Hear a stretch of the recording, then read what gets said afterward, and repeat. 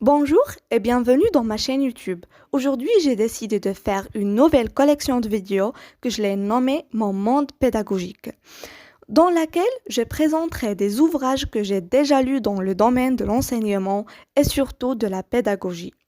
Le premier livre qui a entré dans ce monde, c'était L'animation pédagogique aujourd'hui pour son écrivain Raymond Toraille, qui est un inspecteur général de l'éducation nationale et un ancien étudiant de l'école normale supérieure à Saint-Cloud.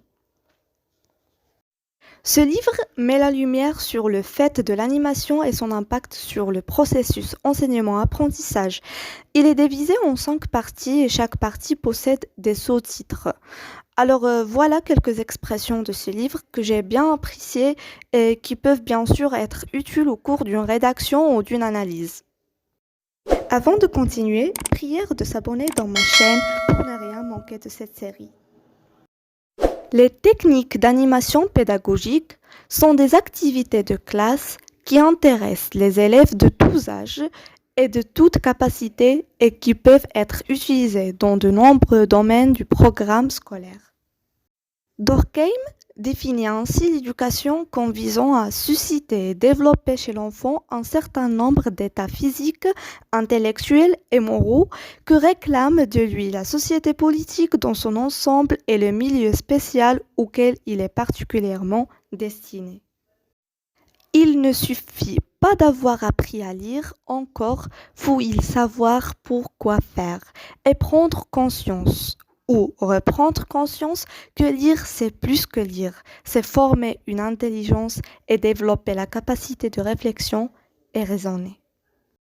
Raymond Laborie exprime que la pédagogie du civisme démocratique attendra peut-être des formateurs qu'ils ne soient pas simplement ou des informateurs ou des agitateurs, mais des hommes qui remplissent une fonction de facilitation pour un changement cohérent à la fois au plan social et au plan individuel.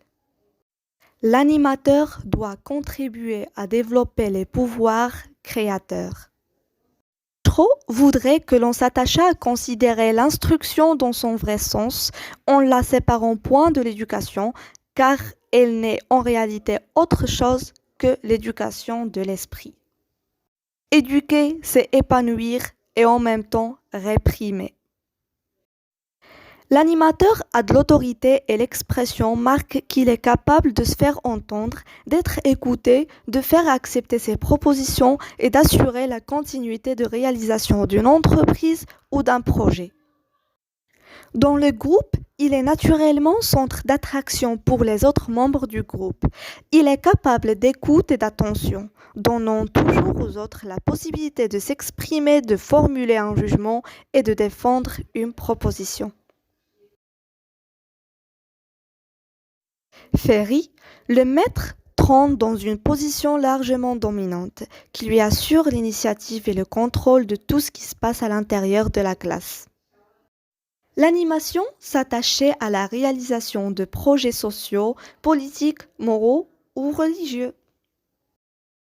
Il devrait favoriser une harmonisation des méthodes d'une classe à l'autre, ou à tout le moins rechercher ce qui facilite, le cas échéant, l'adaptation des élèves à des méthodes nouvelles et différentes.